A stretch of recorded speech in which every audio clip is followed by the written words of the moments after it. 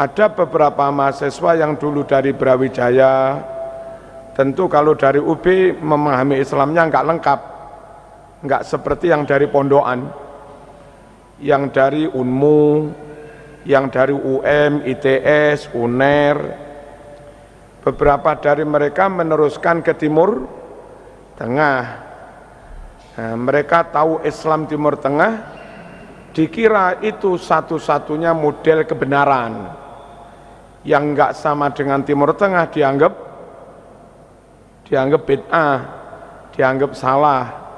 Padahal kalau sana ala Wahabi yang baru sekitar 200-an tahun, yang sini ala Wali Songo yang sudah mungkin 700-an tahun. Zaman Wali Songo nyambung ke Kanjeng Nabi itu enggak jauh-jauh amat.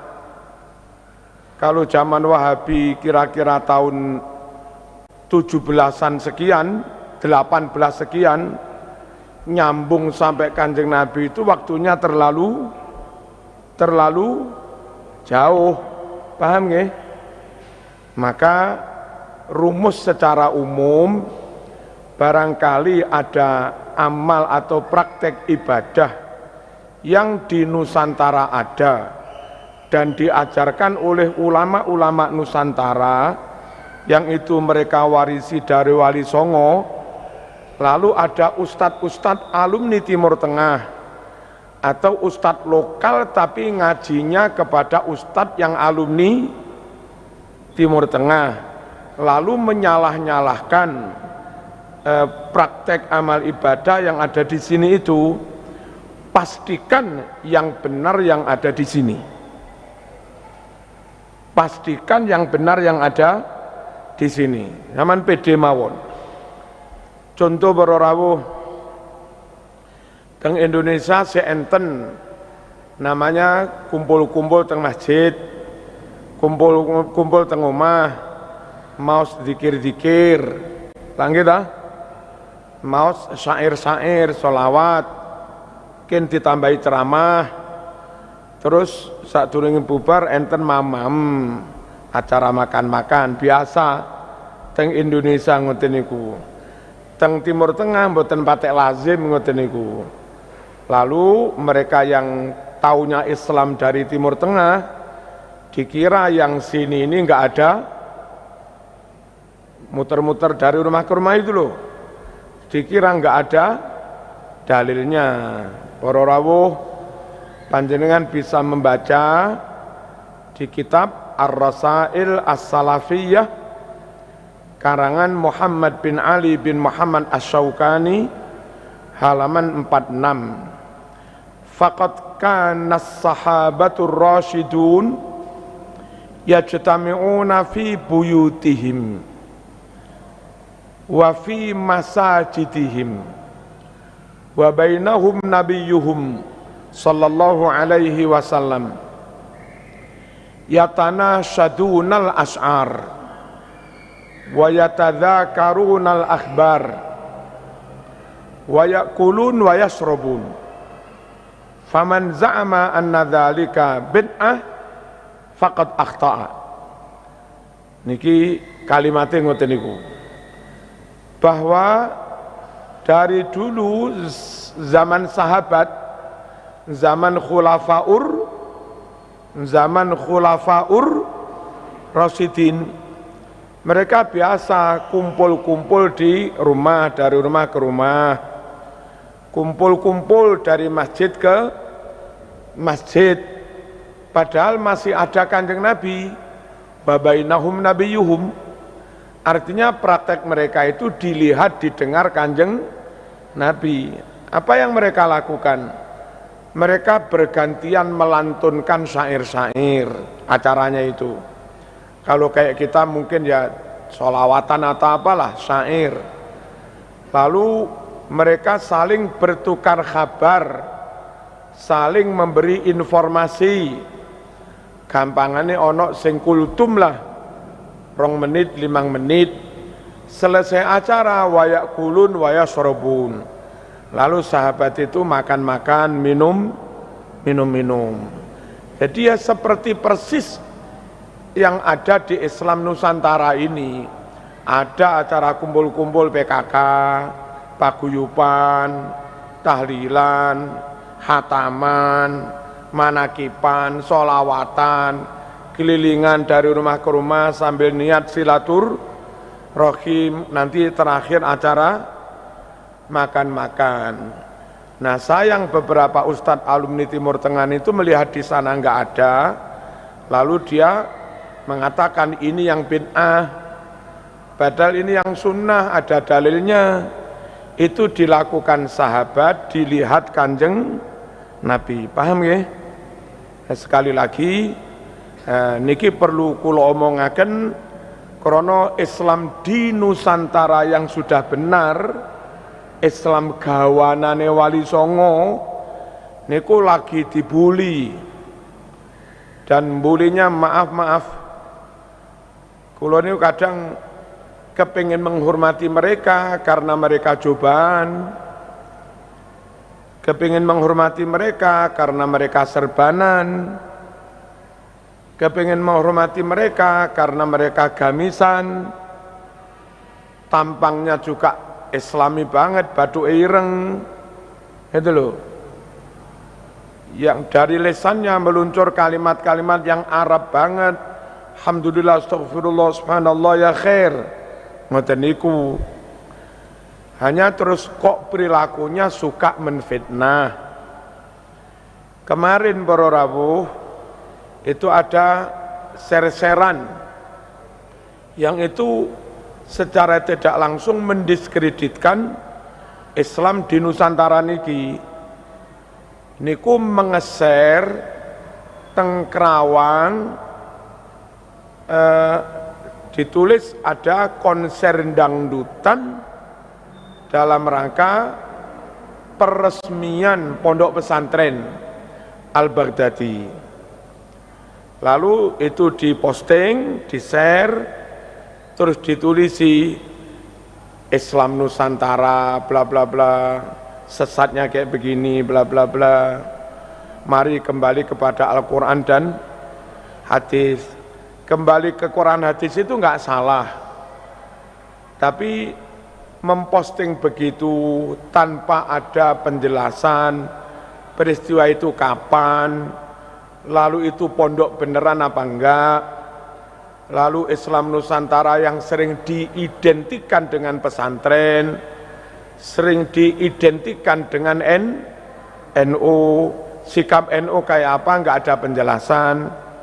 Setelah saya minta tolong teman dari kepolisian Intel supaya men-tracing itu, ternyata itu peristiwa di Kerawang tahun 2015. Lalu itu bukan NU, aliran aneh-aneh. Wong si pengasuhnya istrinya 5 apa 6 gitu. NU jelas nggak mau karena keluar dari ketentuan syarak. Ya kan? Terus ternyata PCNU Karawang itu malah demo adanya peresmian pondok yang kiainya perilakunya kayak begitu, terus menolak itu gitu loh. Jadi membuat narasinya kayak ini kelakuan Islam Nusantara, meresmikan pondok pakai dangdutan. Sementara Islam Nusantara itu sering diidentikan dengan NU, kayak dalam rangka mendiskreditkan NU, padahal NU sendiri ketika itu malah mendemo. Nah, ini salah satu bentuk penggiringan opini, kayak Islam Nusantara, Islam ini itu sesat, padahal itu enggak ada kaitannya dengan ajaran Islam di NU, enggak ada kaitannya dengan ajaran Islam Wali Songo yang lalu kita sebut dengan Nusantara, malah kita menolak, mendemo. Sekali lagi para rawuh, saya perlu terus sering mengklarifikasi supaya panjenengan umat tetap yakin dengan Islam yang ada di Indonesia niki. Dibuli kaya apa pun enggak usah direken wis. Wong sing tukang bully itu lo suka meleset-meleset nang ngene iku. Dan itu hoak berarti, itu fitnah. Lalu yang share-sharean hari ini contoh Kiai Nusantara, ulama Nusantara, pengurus PBNU mengusulkan sholat Jum'ah supaya kalau hari Jum'ah mungkin masjidnya terlalu full, sebagian diganti Sabtu. Ini loh kiainya Islam Nusantara, padahal diklarifikasi yang bersangkutan enggak berpendapat seperti itu. Terus para rawuh, jadi Islam yang sudah benar di Nusantara ini dibombardir dengan berita hoak-hoak, lalu kalau sudah enggak percaya dengan Islamnya Wali Songo, khawatir saya sampean dijejeli, dicekoi, didoktrin dengan Islam dari Timur Tengah yang jebule itu Islam Wahabi. Halo, hati-hati para rawuh.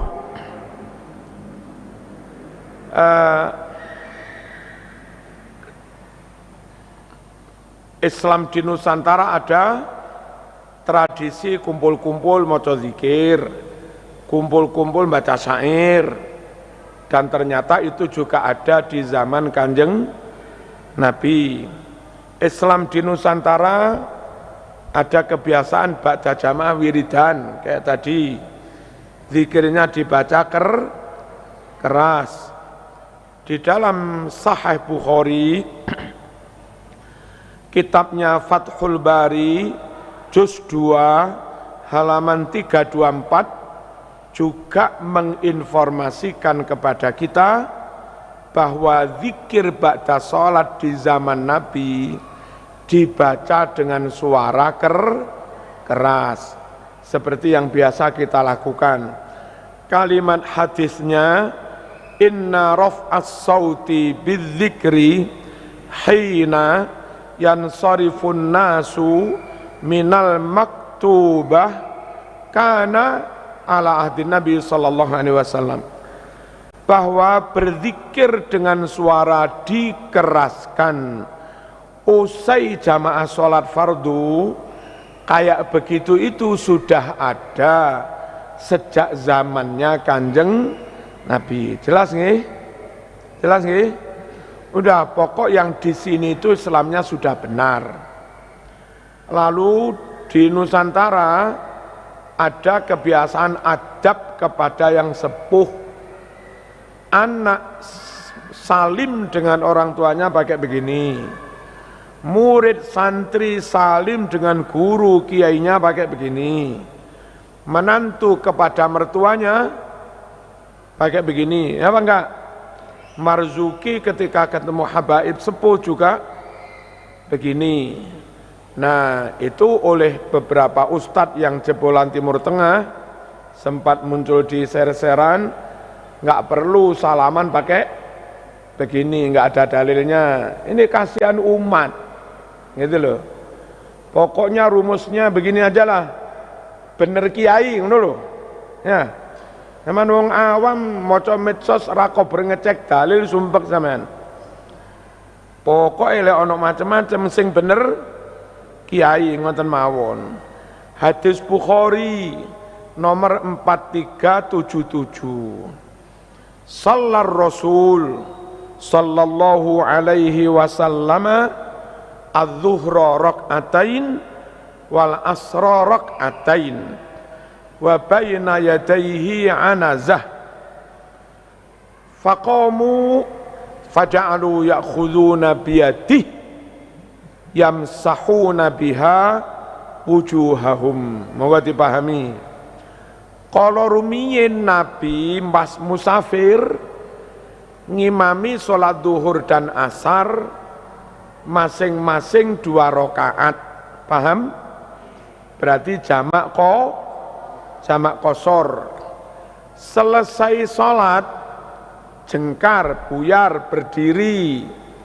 Saat Nabi berdiri, sahabat juga berdiri, itulah sahabat itu bergantian meraih tangannya Kanjeng Nabi, mereka usap-usapkan ke wajah mereka. Setelah sholat ini, yang kalau orang Jawa menyebutnya sungkem, cium tangan. Ini hadisnya begitu. Hadis sahih Bukhari. Hati-hati para rawuh dengan ustadz yang anti dengan ajarannya wali songo. Hati-hati tenan, hati-hati. Hanya mereka itu menang penampilan gitu loh. Di Indonesia itu yang model Islam lokal, baik Ustadz NU maupun Ustadz Muhammadiyah, ora patah iso cobaan. Lah sing kono iku cek pintere cobaan ya. Sehingga dari sisi meyakinkan, Ustadz di Nusantara, Ustadz NU, Ustadz Muhammadiyah itu kalah keren dalam hal penampilan dibanding ustadz-ustadz sana. Ustadz yang sini meskipun pinter membaca kitab Arab seberapa lemari pun, menyapa masyarakat ya tetap pakai bahasa lokal. Nggih, sugeng tindak, lujeng nggih, enggak ngetarak-ngetarakne Arabe. Sementara sing pinter coba niku masih iso Arab titik-titik wis tokne kabeh ya khair. Sehingga masyarakat awam niku merasa mereka lebih alim dari ulama-ulama yang mengikuti ajarannya wali songo. Ujung-ujungnya banyak yang kontra, bertentangan dengan ajarannya Kanjeng Nabi. Paham ya? Para rawuh ba'da sholat dikir keras, ya Nabi juga. Terus salaman cium tangan, ya sahabat juga. Ngoten lho. Kumpul-kumpul maca zikir, maca syair, ditutup makan-makan, iya zaman Nabi juga seperti itu. Kan ngoten nah. Para rawuh lajeng secara umum kiai-kiai, ustadz-ustadz di Nusantara yang belum terpengaruh model ustadz Timur Tengahan niku biasanipun lek ngimami maca bismillah dikeraskan. Beberapa yang sudah ketularan model Arab ora maca bismillah, atau kalau maca pun lirih. Pastikan saman ikut yang model wali songo ya, yang belakangan disebut Islam Nusantara, maksudnya Islam yang diajarkan ulama-ulama di Nusantara, yang itu diwarisi dari wali songo, bukan dari kaum Wahabi. Halo para rawuh, hadis riwayat Imam Bukhari nomor 3151.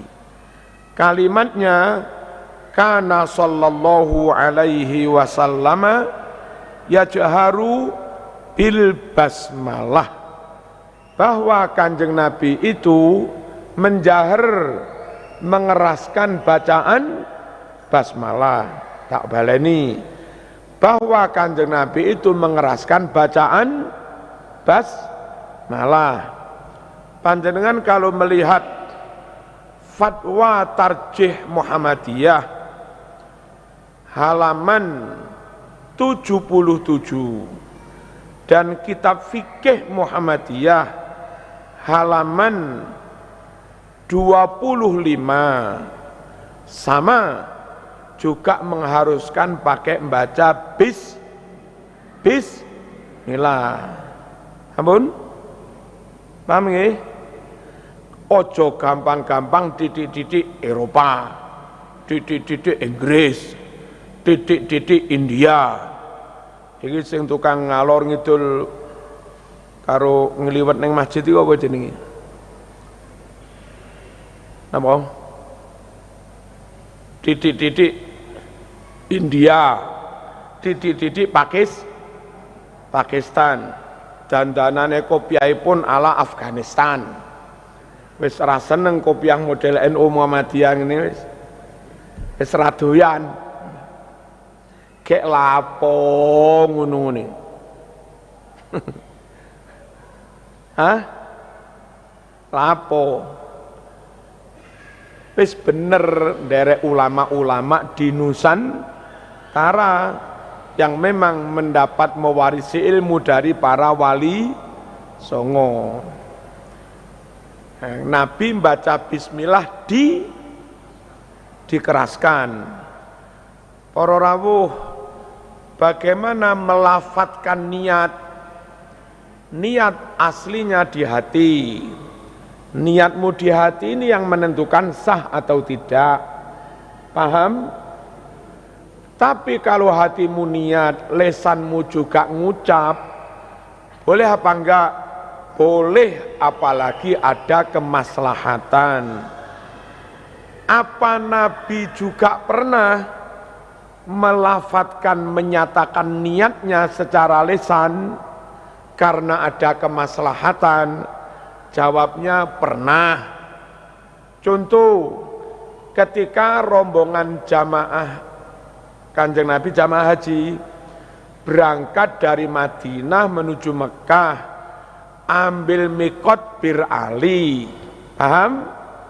Di Bir Ali biasanya mandi-mandi, pakai ganti baju ikhram, terus sholat sunat ikhram. Lalu setelah itu niat haji atau umroh. Itu oleh Kanjeng Nabi niatnya dibaca keras.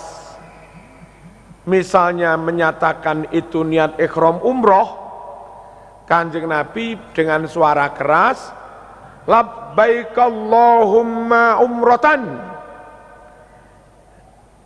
Kalau itu haji, labbaik Allahumma hajjan, dikeraskan. Mengapa Nabi mengeraskan niat umroh atau haji? Nabi itu memimpin rombongan. Lelek ditakoni sahabat, Nabi niki niat ihram haji apa umroh? Ning ati tok. Ya sahabat dia bisa bingung.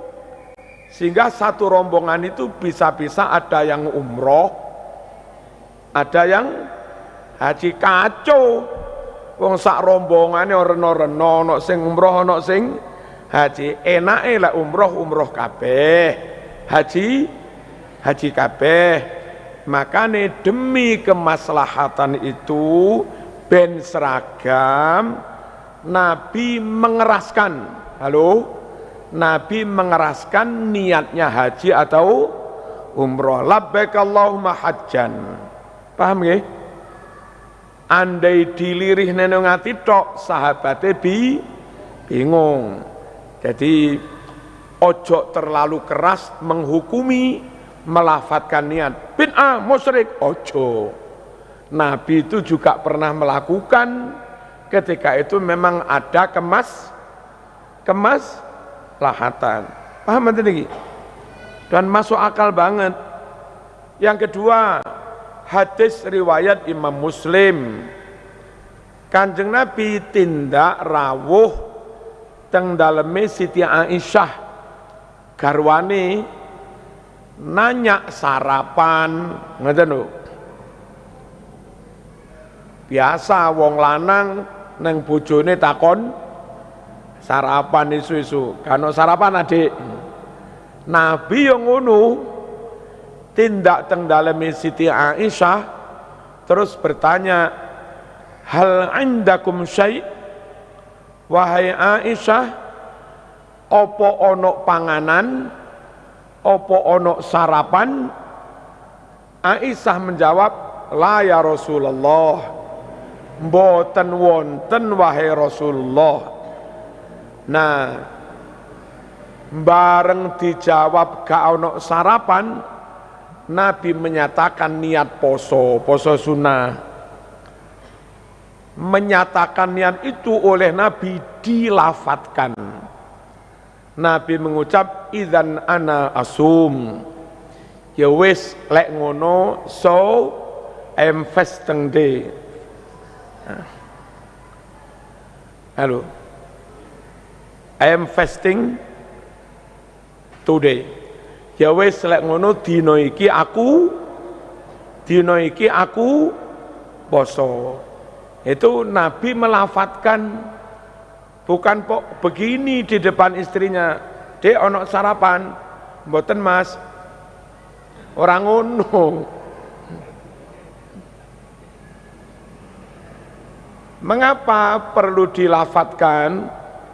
Biar istrinya tahu kalau si suami puasa. Dan ketika istri tahu si suami puasa, hari itu istri tidak minta tanda petik. Istri enggak kira minta, apa Mbak enggak njaluk mumpung bojone ning omah poso. Halo. Biar istrinya enggak njaluk-njaluk ngono iku, maka Nabi menyatakan niat dengan dikeraskan. Ya wis lek ngono aku poso. Andai Nabi meneng-meneng, Aisyah enggak ngerti lek Nabi ku poso. Lelek enggak ngerti gabrane poso, iso-iso Mas ning kamar Mas. Ngono. Paham betul sampeyan iki? Jadi beginilah ulama Nusantara berfatwa mendapat warisan ajaran dari wali songo sak logikane sak hadise lengkap. Itu loh. Logika masuk, dalil juga ada. Jadi sekali lagi kita lagi diacak-acak, dan kalau semakin kuat Islamnya kayak begitu, nanti kita khawatirkan ke Afghanistan, Suriah, semakin terjadi pertentangan di tengah-tengah masyarakat yang itu mudah diadu domba. Terus terang, salah satu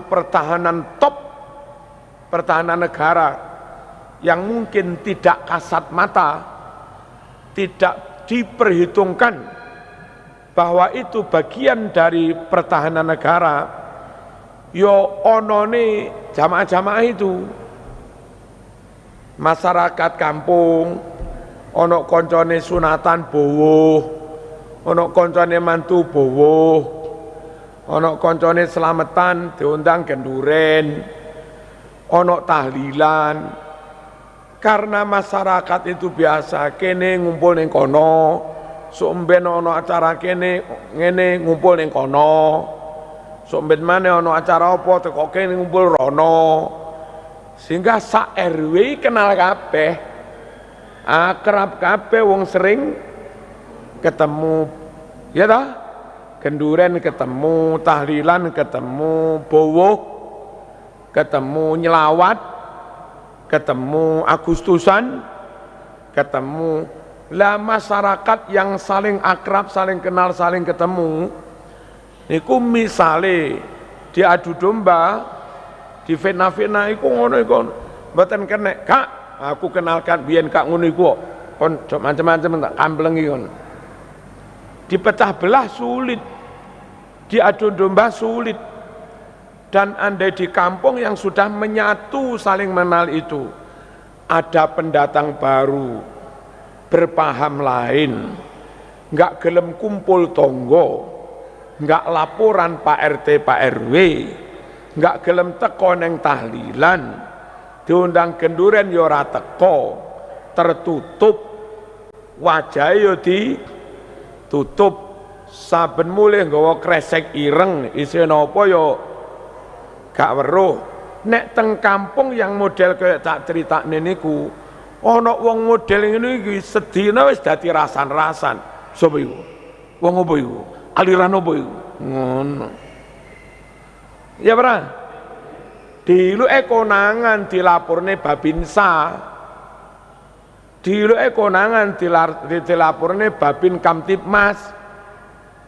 Akhirnya aparat datang ngecek. Tapi lek teng perumahan, teng lingkungan tahlilan gak usum, genduren yo gak usum, kumpul-kumpul Agustusan yo gak usum, masing-masing rumah tangga itu nafsi-nafsi. Apa nafsi-nafsi? BDB, ya. Hah? Nggih pagere dukur-dukur karo tanggane gak kenal, acuh, cuek, dan seterusnya. Kalau model komunitas masyarakat seperti itu, tidak seperti konsep Islam Nusantara, guyub. Model ngono iku ana wong anyar teko ngontrak omah tertutup, wong tangga biasa cuek, gampang kelompok anyar itu menyusup. Enggak taunya 3 bulan bendina nggawa kresek ireng mau wis meledos der. Gampang kecolongan di masyarakat dengan tipologi masyarakat Islam tapi model Timur Tengahan, rapate ngguyupi tonggo. Kalau model tatanan masyarakat seperti yang model Wali Songo begini, ono kumpulan, ono sembarang, masing-masing saling akrab mengenal, sulit kelompok teroris itu menyusup sehingga negara aman-aman mawon. Diadu domba juga sulit, dipecah belah juga sulit, wong biasa buah-buahan. Halo? Ini loh sebetulnya bagian dari pertahanan negara yang luar biasa. Makanya tak jaluk kula niku sampai duwe sikap babana wis Islam seperti yang diajarkan Wali Songo ini, lalu disebut Islam yang ada di Nusantara, disingkat dengan Islam Nusantara. Yang begini ini mau ilokne kafir kah, mau ilokne sesat, mau ilokne musyrik, mau ilokne khurafat, mau ilokne taghut, wis gak ngreken wis. Salah-salahe kalau itu ajaran Wali Songo, ajaran Wali Songo yang kau bid'ahkan lebih sunnah daripada ajaranmu yang kau sunnahkan itu. Ngoten lek caraku. Ajarane Wali Songo yang kau sesat-sesatkan itu lebih benar daripada ajaranmu yang kau benar-benarkan itu. Wong sik ngaliman Wali Songo timbang ya. Wali Songo lho para rawuh. Lek enggak dugdeng temenan lahir batin. Sak dalile, sak hujae, sak masuk tanah Jawa yang mana pendeta Hindu, pendeta Buddha niku kuat tirakat, kuat pati geni. Dadek kene hanya bermodal qala ta'ala, santet mate teman. Gak ono tirakate, gak ono melekane. Wali Songo iso menaklukkan tanah Jawa, tanah Nusantara, sampai berbalik umat itu dulu ngikuti pendeta Hindu menjadi berbalik mengikuti Wali Songo. Itu kan ancen kuat-kuati Wali Songo wiritan. Halo, dalile kuat, akliai kuat, hujai kuat, wiritane yo kuat, ojire yo kuat. Lek cara kula mending nderek sing Wali Songo model ngene iki ae.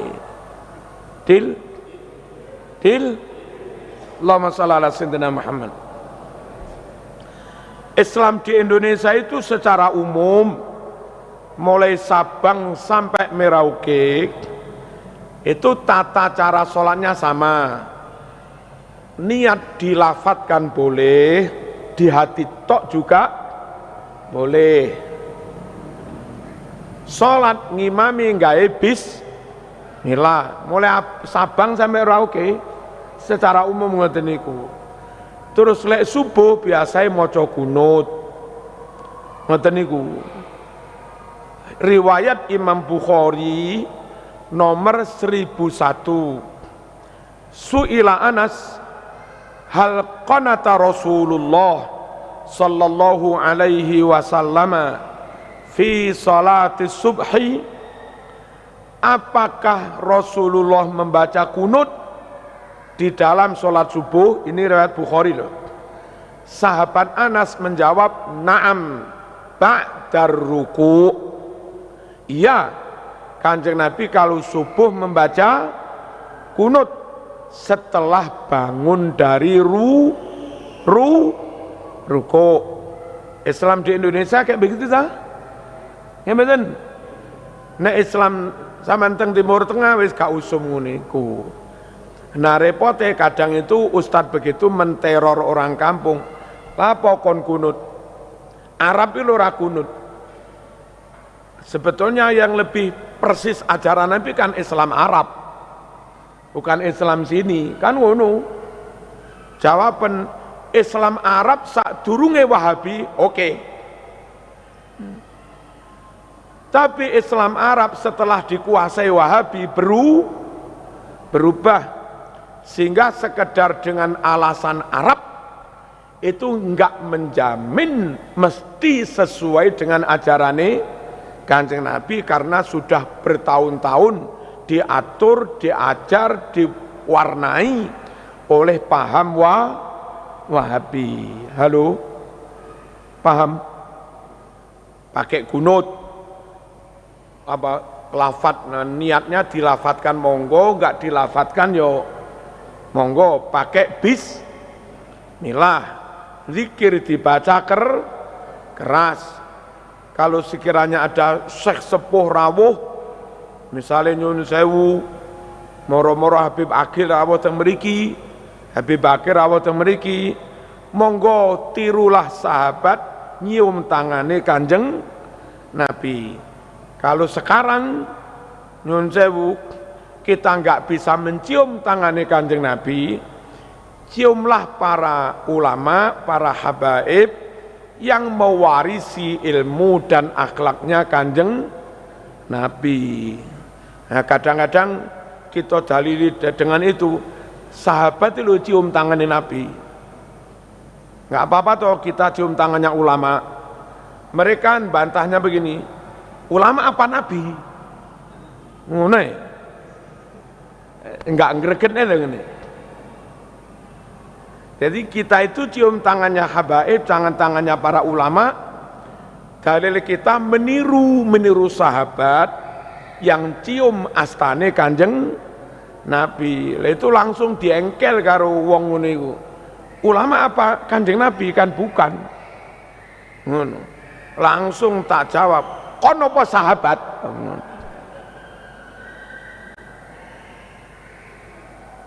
Zaman kok memaksakan harus cium tangannya Nabi loh. Apa kon sahabat? Kalau sahabat cium tangannya Nabi, maka umat yang mewarisi akhlaknya sahabat, ciumlah tangan ulama dan habaib yang mewarisi ilmunya Kanjeng Nabi. Lah ngono loh. Halo? Allahumma shalli ala sayyidina Muhammad. Selamatan yang ngene wong mati. Mulai selamatan pertama jenenge tumpeng pungkur. Di rumah duka ada masak-masak. Kalau mayit sudah dikubur, rombongan Pak Mudin, rombongan yang dari kuburan plus tonggo-tonggo, dulur-dulur dipinarak nih ke rumah, diparingi dahar sepisan sebagai ucapan terima kasih sudah membantu memandikan, mengafani sampai ngubur. Ping pindho nyun sewu, mereka sudah berjam-jam di situ gurung mangan. Pantesnya mereka misalnya mati jam itu nguburi so jam 11, mulai teko kuburan jam 12, durung sarapan, durung mangan, mosok gak diwehi njajal sampean. Lek sing pancet ceramah-ceramah enggak usah ada makan-makan. Ustaz niku kon duduk kuburan ra usah dikirimi sego. Cek dirasakne. Piye luwene duduk kuburan gak dikirimi ceramah saenake dhewe ae. Halo. Kon mikul mayit ra usah dikirimi berkat. Ustaz-ustaz ngene iku. Wong kene iki memberi makan dan itu sangat opo aktual itu. Sangat pas dengan keadaan.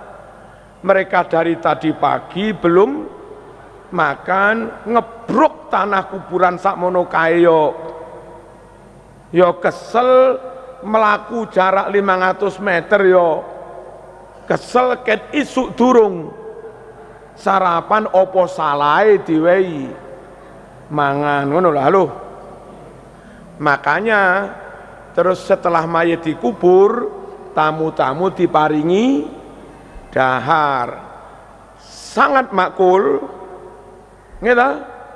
Sangat sesuai dengan situasi dan ada dalilnya. Hadis riwayat Imam Bukhari nomor 5417. Langsung terjemah Jawa. Ketika Siti Aisyah istrinya Kanjeng Nabi kesusahan karena keluarganya meninggal, banyak sekali ibu-ibu kumpul takziah. Setelah mayit dibudalno dikubur, yang takziah pada bubar pulang, tinggal sanak famili dan orang-orang tertentu teman. Saat itulah Aisyah memerintah pembantunya masak talbinah dan bubur sarit. Setelah masakan menu itu matang, talbinah dituangkan dicampur ke bubur sarit, lalu Siti Aisyah dawuh kepada tamu-tamu yang belum pulang itu, monggo sami dipun dahar. Kanjeng Nabi bersabda, daharan begini, bahasa Arabnya namanya talbinah, bisa membuat lega, tenang, ayem atine wong sing tas mari kesusahan. Ini hadis Bukhari. Dilakukan Aisyah, masak menghidangkan makan di rumah duka, tapi nunggu mayit kubur, gitu, dan direstui Kanjeng Nabi. Restu Kanjeng Nabi dengan kalimat daharan begini bisa membuat tenang hati orang yang susah. Paham ya? Sementara beberapa ustadz yang jebolan Timur Tengah haram masak di rumah duka, haram makan-makan di rumah duka. Ini memang lek ngarom-ngarom nih jajal kon duduk kuburan, tugas kon ngedusi mayit, tugas kon ngafani mayit, tugas kon mikul mayit, tugas kon ngebruk kuburan, ra usah diwehi panganan, kon cek ngrasakno. Ramelok tandang, ramelok tandang,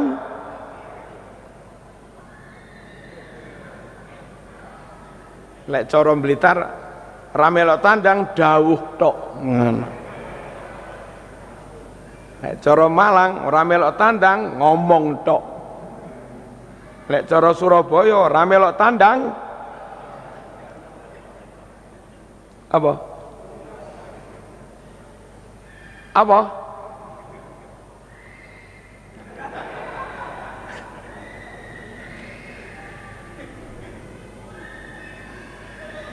Nggih, sakniki ada Islam macam-macam, biyen enggak ngene iki, pastikan tetap ndelek model wali songo yang Islamnya lebih lengkap, dalilnya lebih lengkap, lebih cerdas, lebih pengalaman di lapangan, sehingga tahu dalil, tahu lapangan, tahu situasi, lebih bijak sana. Pun